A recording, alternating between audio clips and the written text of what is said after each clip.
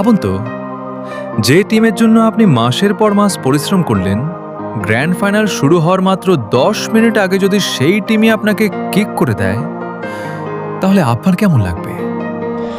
আজকের গল্পটা ঠিক এমনই একজন ফ্রি ফায়ার স্পোর্টস প্লেয়ারের, যে নিজের খেলা দিয়েই সবাইকে উত্তর দিয়েছিল। চলো শুরু করা যাক। সেদিনের রাতটা আমি কোনোদিন ভুলতে পারবো না, কারণ মাত্র 10 মিনিটের মধ্যে আমি আমার টিম, আমার স্বপ্ন আর নিজের উপর বিশ্বাস সবকিছু একসঙ্গে হারাতে বসেছিলাম। আমরা 4 জন প্রায় 8 মাস ধরে একসঙ্গে খেলছিলাম। প্রতিদিন রাত 9টা থেকে 1টা পর্যন্ত স্ক্রিম খেলতাম। প্রতিটা ম্যাচের পর নিজের ভুল নিয়ে আলোচনা করতাম।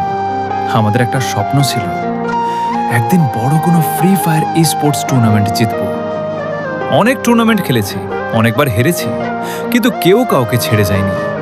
অবশেষে সেই সুযোগটা চলে এলো, একটা বড় অনলাইন টুর্নামেন্টের গ্র্যান্ড ফাইনাল। মোট প্রাইজ পুল ছিল 50,000 টাকা। আমরা প্রথমবার এত বড় ফাইনালে উঠেছিলাম।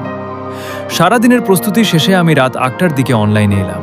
লবিতে ঢুকে দেখি আমার স্কোয়াডের বাকি 3 জন আগে থেকেই অনলাইনে আছে। আমি রেডি চাপতে যাব, ঠিক তখনই হঠাৎ স্ক্রিনে একটা নোটিফিকেশন ভেসে উঠল, you have been removed from the squad.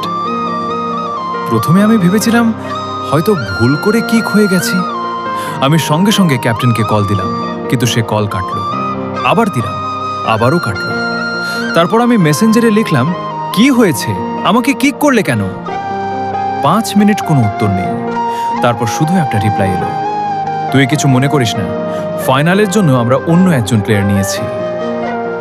মেসেজটা পড়ে আমার হাত কাঁপতে শুরু করলো। আমি আবার লিখলাম, কিন্তু আমরা তো 8 মাস একসঙ্গে খেলেছি, ফাইনালের আগে কেন? এবার ক্যাপ্টেন একটা ভয়েস মেসেজ পাঠালো।